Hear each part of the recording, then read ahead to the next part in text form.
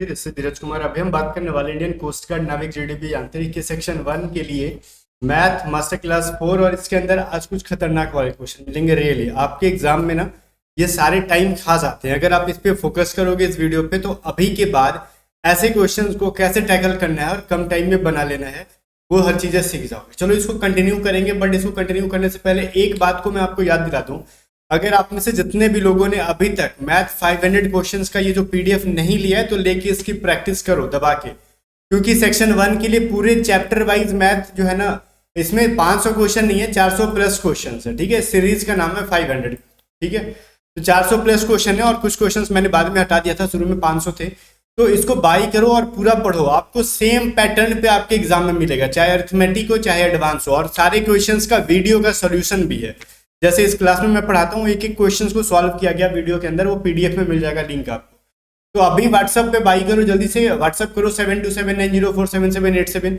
और इसके साथ आप साइंस, रीजनिंग और इंग्लिश का भी पीडीएफ बाई कर सकते हो। व्हाट्सएप पे जाके सारा डिटेल ले लेना आप लोग, वैसे डिस्क्रिप्शन में मैंने लिंक दे दिया है। अब बात कर लेते हैं पहले क्वेश्चन क्या कह रहा है। फर्स्ट क्वेश्चन जनाब है आपका कि एक वृत्ताकार लॉन के चारों ओर स्थित एक वृत्ताकार पथ की अंत परिधि 440 मीटर है। यदि पथ की चौड़ाई 14 मीटर है तो पथ की बाह्य परिधि की त्रिज्या ज्ञात करो। देखो ये क्वेश्चन इतना घुमावदार है कि जितना एक वृत्त से रिलेटेड है ना, सर्कल से रिलेटेड क्वेश्चन है। जितना बड़ा सर्कल नहीं है उतना बड़ा क्वेश्चन क्या है, सर्कुलर में है। मतलब घुमा घुमा के पूछ रहा है। देखो घुमाया कुछ नहीं है, सब समझदारी का खेल है। कह रहा है देखो एक सर्कल है, ठीक है, एक वृत्ताकार लॉन है जो भी है, और इसके चारों ओर भी एक क्या है, सर्कुलर क्या है, एक रास्ता बना दिया हमने। ठीक है, और इसकी जो है ना रास्ते की चौड़ाई जो है ये कितना है, 14 मीटर, यही कह रहा है। और अंत ये जो परिधि है ना, छोटा वाला जो परिधि है अंदर में 2 पाई आर, इसके लिए छोटा वाला परिधि, तो 2 पाई आर का वैल्यू 440 मीटर है, यही कह रहा है। तो पहले हम लोग 2 इंटू पाई का वैल्यू 22 बटा आर का वैल्यू निकाल लो। तो ये 22 इंटू 244 होता है ना यहाँ से, तो 10 टर्म में कट जाएगा, तो आर बराबर 70 मीटर आ गया।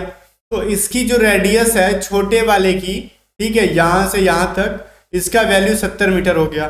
तो और बड़े ट्रायंगल का पूछ रहा है तो बाह्य परिधि की त्रिज्या बताओ। तो ये जो बड़ा वाला सर्कल है तो इसका सेंटर मतलब क्या, रेडियस कहाँ जगह, इस सेंटर से लेके पूरा यहां तक होगा। तो ये 70 प्लस में 14, तो 70 प्लस में 14 कर दोगे तो ये कैपिटल आर का वैल्यू निकल जाएगा। तो टोटल 84 मीटर जो है बड़े वाले सर्कल का क्या हो गया, रेडियस हो गया। बड़ा सिंपल सा सवाल था, सब कहा ना मैंने, समझ समझ का फेर है। बाकी क्वेश्चन में बिल्कुल बनाने में टाइम नहीं लगेगा आपको। आगे देखो क्वेश्चन नंबर 2 कह रहा है एक वृत्ताकार मैदान की त्रिज्या क्या है जिसका क्षेत्रफल 3 छोटे वृत्ताकार मैदानों जिनकी त्रिज्याएं क्रमशः 8 मीटर, 9 मीटर और 12 मीटर है, क्षेत्रफलों के योग के बराबर। समझो कि देखने में कितना लंबा लग रहा है कि सर 3 वो सर्कल का एरिया निकालेंगे, कैसे बनेगा, टाइम खा जाएगा। कुछ नहीं निकालना है इसके अंदर। देखो कह रहे हैं ना कि एक वृत्ताकार मैदान की त्रिज्या क्या होगी जिसकी क्षेत्रफल 3 छोटे छोटे वृत्ताकार मैदानों की त्रिज्या के क्षेत्रफल के योग के बराबर है। तो कुछ नहीं, मान लो एक बड़ा वाला सर्कल है, इसका एरिया जो होगा ना, इसका एरिया, तो इन छोटे छोटे सर्कल का ए बी सी जो छोटे छोटे सर्कल है, इन तीनों का एरिया को जोड़ दो, बराबर हो जाएगा। और तीनों का एरिया क्या हो जाएगा, दिमाग लगाओ, तो पाई आर स्क्वायर होता है। ठीक है, तो बड़े वाले का क्या कर लो आप, पाई आर स्क्वायर, कैपिटल आर का स्क्वायर बराबर क्या हो जाएगा, पाई आर का स्क्वायर क्या है, 8 का स्क्वायर, फिर पाई 9 का स्क्वायर प्लस में पाई 12 का स्क्वायर। पाई आर स्क्वायर होगा ना, तो रेडियस 8 9 12 दे रखा है, सबके अंदर पाई पाई है ना। तो सुनो यहाँ पे पाई आर स्क्वायर बराबर, पाई कॉमन ले लोगे तो 8 का स्क्वायर, 9 का स्क्वायर प्लस में 12 का स्क्वायर। अब देखो ई पाई और ई पाई कट गया, कहानी खत्म। ई आर स्क्वायर बराबर क्या हो जाएगा, 64, 81 और 144, कहानी खत्म। जोड़ दो तो आर बराबर अंडर रूट हो जाएगा, स्क्वायर को इधर भेजेंगे तो 289, तो कैपिटल आर बराबर हो जाएगा 17। ये कुछ बड़ा नहीं है, एकदम छोटा सा। इतना समझाने के लिए मैं आपको ले गया, अदरवाइज ये स्टेप में ही मैं ना इसको 64, 81, 44, 144 लिख दिया होता, बट आपको समझाने के लिए थोड़ा सा स्टेप बड़ा लग गया। 3 लाइन में पूरा सवाल का जिंदगी झंड कर देते हैं हम लोग। ठीक है, चलो, लेकिन फिर भी हमको घमंड नहीं है। आगे देखते हैं क्वेश्चन नंबर 3। देखो क्या कह रहा है, 3 संख्याएं हैं 1:2:3 के अनुपात में है। यदि दूसरी और तीसरी संख्याओं का औसत जो है 45 हो तो पहली और दूसरी संख्याओं का औसत क्या होगा। ये क्वेश्चन में क्या है, कुछ है नहीं है। तो क्या कह रहा है, दूसरी और तीसरी संख्याओं का औसत जो है 45 है। तो मान लो पहली संख्या क्या है, 1x है, दूसरी 2x है, तीसरी 3x है। तो दूसरी और तीसरी क्या है ना, तो 2x प्लस में 3x का एवरेज ना क्या दे रखा है 45, तो सम क्या होगा 45 इंटू 2 बिकॉज 2 नंबर्स हैं, तो 5x बराबर 90, तो x बराबर कितना, x बराबर 18 पचे 90, तो 18 हो गया। तो कह रहा है बताओ पहली और दूसरी संख्याओं का औसत क्या होगा, तो पहली और दूसरी क्या है 1x, ठीक है 1x प्लस में 2x डिवाइडेड बाई क्या करोगे आप 2 से डिवाइड कर दोगे, और कुछ कर सकते हो का, तो 3x बटा में 2, तो 3 इंटू 18 बटा में 2, तो ये दोनों 18, 9 या 27 ले लो, कहानी खत्म। और फिर भी इतना लंबा नहीं ले जाते, यहाँ पे समझाने के लिए इतना लंबा ले गया, अदरवाइज ये हम लोग सोच सकते थे यहीं पे कि फर्स्ट और सेकंड को जोड़ेंगे तो 3x हो जाएगा और x का वैल्यू 18 है, तो 18 इंटू 3 27 होता है, ठीक है, और सॉरी 18 इंटू 3/2 करोगे तो 9 इंटू 3 27 होता है। ये सारी चीज़ों को लिखने की कोई जरूरत नहीं थी, हमारे प्यारे मस्तिष्क के अंदर हो सकता था सब, अगर हम थोड़ा सा प्रयास करते तब। आगे देखो क्वेश्चन नंबर 4 कह रहा है ए की आय बी की आय से 50% अधिक है, क्या दिक्कत है, होने दो। आगे देखते हैं यदि ए की आय में 30% की वृद्धि की जाए और बी की आय में 40% की कमी कर दी जाए, सॉरी वृद्धि कर दी जाए, तो ए और बी की संयुक्त आय में कितने प्रतिशत की वृद्धि होगी। सुनो इसको ना, क्वेश्चन 2 को टर्म, पहला कंडीशन दूसरा कंडीशन दे रखा है। पहले कह रहा है ना कि ए की आय जो है बी की आय से 50% अधिक है, तो मान लेते हैं बी के पास 100 रुपया है तो ए के पास 150 रुपया होगा, क्लियर है, ठीक है। कह रहा अगर ए की आय में हम लोग 30% का वृद्धि करेंगे तो 150 में 130 लगा लो, ठीक है, तो 15 इंटू 13 मल्टीप्लाई कर लो, आ जाता है 195। अब बी की आय में कह रहा है 40% बढ़ा दो, तो 100 में 40 बढ़ाओगे तो क्या होगा 140 होगा, कोई भी बता देगा, बच्चा बता देगा। अब कह रहा है संयुक्त वृद्धि, संयुक्त कंबाइंड क्या हो जाएगा इंक्रीजमेंट, तो कंबाउंड होगा ना, दोनों को जोड़ दो, ए और बी मिला के यहाँ पे 250 थे और यहाँ ए और बी मिला के कितना हो गया 335 हो गए। अब बताओ 250 से 335 हो गया, कितना का इंक्रीजमेंट हुआ जनाब, कितना बढ़ गया, तो 335 में 250 घटाओ और 250 का तुलना करोगे ना, बिकॉज 250 बढ़ रहा, तो इसको कर लो इसे, तो कर लो क्या 335 में जब घटाओगे तो क्या आंसर आ जाएगा 80/250 इंटू 100, तो 0 कट गया, 25 इंटू 4 8 चके 32%। क्या कोई दिक्कत तकलीफ कुछ है तो जल्दी से कमेंट करके बताओ, अदरवाइज ये चीज सही है, बिल्कुल भी सही है। आगे देखो 5th नंबर क्वेश्चन कह रहा है किसी चुनाव में ए ने कुल मान्य मतों का 80% प्राप्त किया, ए को जो वोट मिला ना वो 80% नहीं मिला, आप लोग कंफ्यूज हो गए ना कि 80% वोट मिला, नहीं, सुनो मान्य मतों का, वैलिड वोट्स का, टोटल क्या वोट से आगे पढ़ो मिलेगा, यदि कुल मिला के 1,40,000 मतों में 18% अमान्य मत है तो ए के विरुद्ध डाले गए मत कितने हैं। देखो कुल वोट ना 1,40,000 डाला गया, जिसमें से 18% जो है अमान्य इनवैलिड थे, तो वैलिड कितने हो जाएंगे 82%, तो मतलब 1,40,000 का 82% कितना होगा वो तो सबसे पहले निकालो, ठीक है। तो इसका वैल्यू जो हो जाएगा आपका जो भी होगा वो तो होते रहेगा, आपका हो जाएगा 11480, यही हो जाएगा। तो ये जीरो शायद एक जीरो हमने और छोड़ दिया, एक और जीरो डाल दो, ठीक है। चलो तो कुल वैलिड वोट इतने हो गए, ठीक है, वैलिड वोट इतने हो गए, ध्यान से समझना, क्योंकि 18% किसी का नहीं हुआ, ठीक है, वो किसी की हुई ही नहीं, बेवफा थी, तो जो 82% बची वो सबकी हो गई, तो 1,14,800 यही वोट जो है वो सबके लिए था।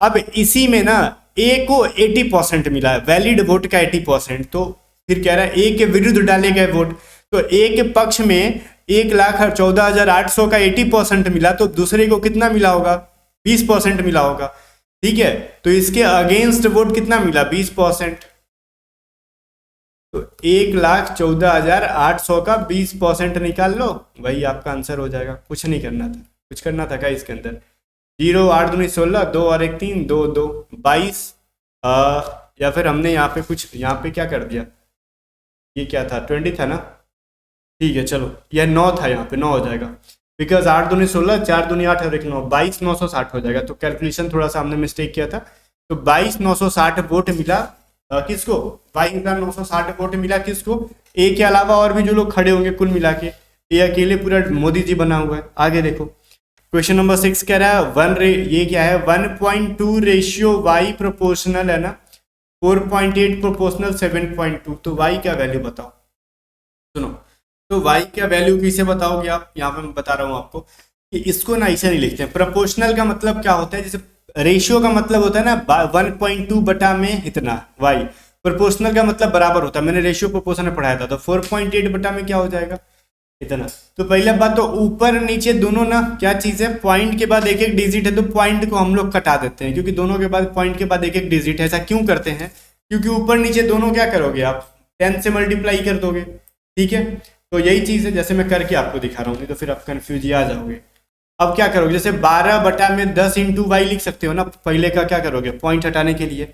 अब यहाँ पे क्या करोगे 48 बटा में 72, और नीचे वाला का पॉइंट हटाने के लिए ऊपर 10 से मल्टीप्लाई, और ऊपर वाले का हटाने के लिए नीचे 10 से मल्टीप्लाई। तो ई तो कट गया, तो 12 चेके 48, ठीक है, और ये 18 टर्म्स में कट जाएगा, तो y बराबर क्या हो जाएगा 18 बटा में 10 मतलब 1.8 हो जाएगा।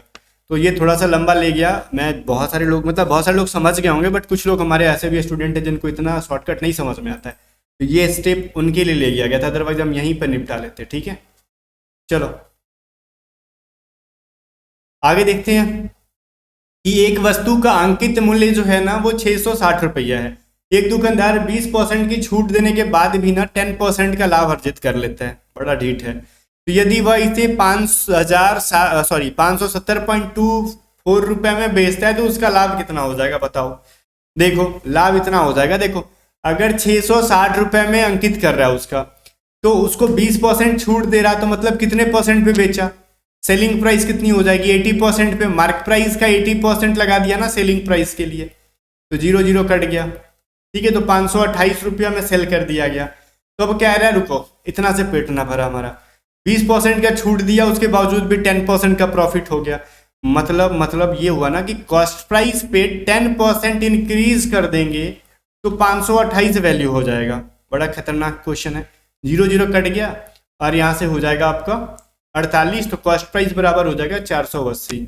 तो कह रहा है कि उसका अगर हम 570.2024 में बेचते हैं तो कितना प्रॉफिट होगा। सुनो, हमने खरीदा 480 में, अब नया सेल करने वाले हैं 570.24 में, तो कितने परसेंट का प्रॉफिट हुआ सर जी। तो अपने को प्रॉफिट हो गया यहाँ पे 90.24 रुपीज का, इतना का प्रॉफिट हो गया।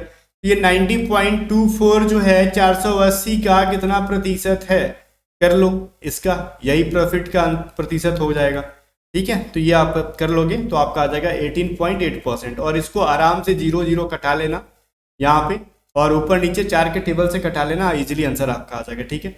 अब यहाँ पे स्पेस की कमी थी तो मैंने डायरेक्टली आंसर लिख दिया।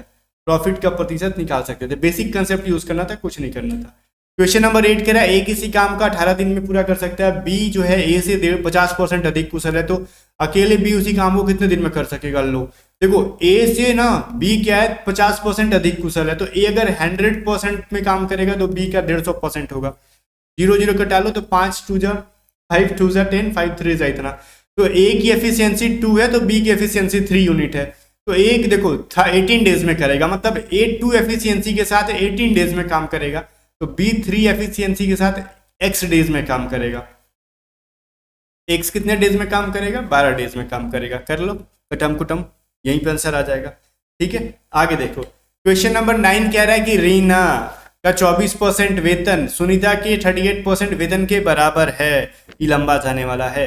तो बीना का वेतन रीना और सुनीता के कुल वेतन का 2/3 है, तो यदि बीना का वेतन 62,000 रुपया है तो सुनीता का वेतन ज्ञात करो। सुनो कह रहा है ना रीना का क्या कह रहा है भाई, रीना का 24% वेतन, ठीक है, 24% वेतन जो है ये सुनीता का 38% के बराबर है, तो 100 कट जाएगा, और इसको ना कटाएंगे अगर हम लोग तो फिर कट सकता है 2 बार में कटा लो, तो ये 12 बार में कटेगा, ये 19 बार में कटेगा, तो R/S क्या हो जाएगा 19/12 हो जाएगा, यही कह रहा है ना, ठीक है। और कह रहा है रीना प्लस क्या है और सुनीता, ठीक है, तो रीना और सुनीता का कुल वेतन का 2/3 है बीना का वेतन, ठीक है।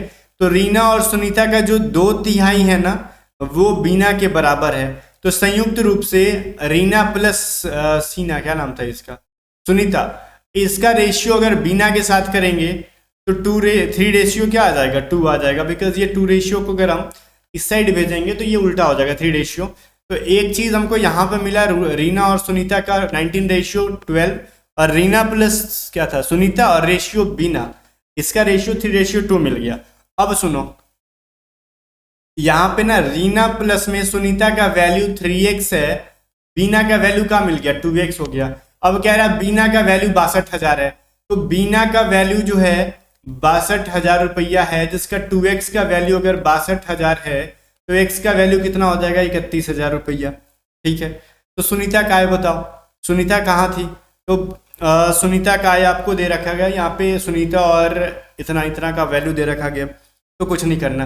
टोटल नंबर ऑफ, मतलब पहले ना आप टोटल इनकम निकाल लो सबसे पहले, तो पहले चलो तो अकेले आपका किसका आ गया, x का वैल्यू आ गया। तो अब आप ना रीता और सुनीता का 3x जो वैल्यू था, तो रीता और सुनीता दोनों का मिला के जो है वो कितना हो जाएगा 3 × 31,000, ये बढ़ा जाने वाला है। ठीक है, मैंने पहले ही कहा था, जीरो की संख्या शायद मैंने एक ज़्यादा बढ़ा दी है, जीरो पे जरा फोकस करना होगा, जीरो लबर लबर बढ़ रहा है आगे। ठीक है, देखो ये हो जाएगा 0,0,0,039, कितना हो गया, क्या दोनों थी ना रीना और सुनीता मिला के।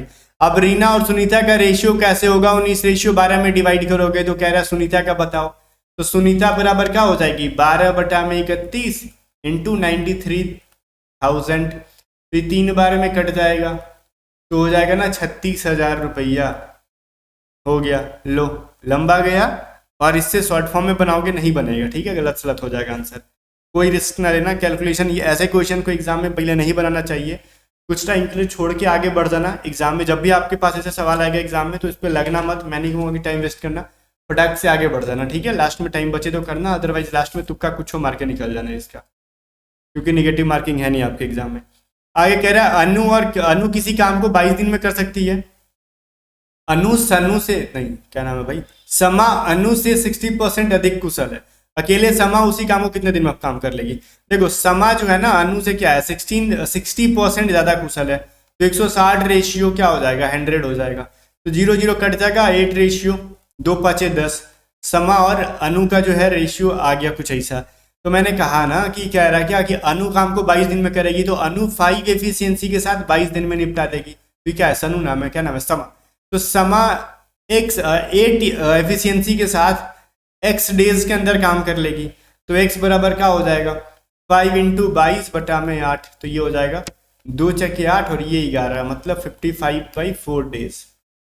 कुछ ऐसा खेला हो गया इसके अंदर सर। ठीक है, तो चलो इसमें से जो भी इंपॉर्टेंट क्वेश्चंस थे मैंने कराए, और फिर से मैं एक बार रिपीट कर दूं कि मैथ टॉप 500 क्वेश्चंस जिसको वीडियो सॉल्यूशन के साथ में एक ही क्वेश्चन का वीडियो के अंदर सॉल्व किया गया, जैसे इस क्लास में मैं पढ़ाता हूँ वैसे क्वेश्चंस होंगे, और इसमें 400+ क्वेश्चन है, तो इसके लिए अभी व्हाट्सअप करो आप 7279047787।